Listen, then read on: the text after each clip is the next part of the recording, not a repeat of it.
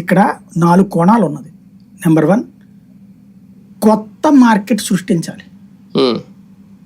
Real ఎస్టేట్లో కొత్త market సృష్టించాలి. మిగతా వాళ్ళందరూ దొంగలని చెప్పాలి. చెప్పాలి అంటే ఒక యాక్షన్ ప్లాన్ ఉండాలి. ఇప్పుడు ముచ్చెర్లకు పోవాలి ఇక్కడి నుంచి. అదే సందులో ఇక్కడంతా ఎందుకు పోతున్నారంటే చెరువులన్నీ మింగేశారు కాబట్టి అని చెప్పాలి. చెరువుల్లో నీళ్లు అన్ని వీళ్ళు వాడేయన్ని మురికి నీళ్ళని అందులో పోతున్నాయి అన్నటువంటి. ఇప్పుడు మరి హైదరాబాద్ మురికి నీళ్ళని ఎక్కడికి పోతున్నాయి నాకు తెలియక అడిగితే మూసీ నదిలోకి కానీ హుస్సేన్ సాగర్లోకి కానీ పోతాయి. మరి ఇంకా అప్పుడు ప్రభుత్వం హుస్సేన్ కూడా ఒక కాలవే కదా, మూసీ కూడా నదే కదా, మరి దాంట్లో గట్టబోతున్నారు మీరు. అక్కడ లేని ఇక్కడ ఎందుకు వచ్చింది ఈ చెరువుల్లో? నువ్వే ఒక వ్యవస్థ ఉండాలి కదా. ఓకే, చెరువులోకి ఆక్రమించకూడదు, డ్రైనేజీ వ్యవస్థ పోకూడదు.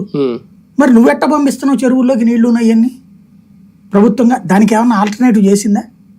చేయలేదు కదా. రెండో కాన్సెప్ట్ ఏంటి? హైడ్రా ఫస్ట్ నాగార్జునది ఒకటంటే అంత ముందు కూడా కొట్టేశారు. ఒకప్పుడు టిఆర్ఎస్ వాళ్ళు అధికారంలోకి వచ్చినప్పుడు కూడా ఇట్లాగే మధ్య తరగతి దిగు మధ్య తరగతి జోలికి పోరు. మధ్య తరగతి వాళ్ళే కొట్టేస్తారు. వాడు లబోదీపం అని ఏడుస్తారు తప్పించి, వాడు ఏడిస్తే ఇంట్లో వాళ్ళు కూడా పట్టించుకోరు. అందరు కలిసి బయట కూర్చుని ఆడవలసింది తప్పించి ఏం లేదు. కాబట్టి మధ్య తరగతి వాళ్ళు టార్గెట్ చేసి అయ్యప్ప సొసైటీ వాళ్ళే కొట్టారు. అప్పుడు ఎవరి కాంగ్రెస్ వాళ్ళే. ఇప్పుడు వీళ్ళకి కొట్టి చూపెడుతున్నారు. ఒక రకంగా ప్రతీకారం. అంటే నోటీసుల వరకు అవుతుంది. ఇది బెదిరింపు అయినా నిజంగా కూల్చివేతలు అనేది అంతా అదొక డేరింగ్ చేస్తారు, అంత డేర్ స్టెప్ తీసుకుంటారు. ఇప్పుడు నాగార్జున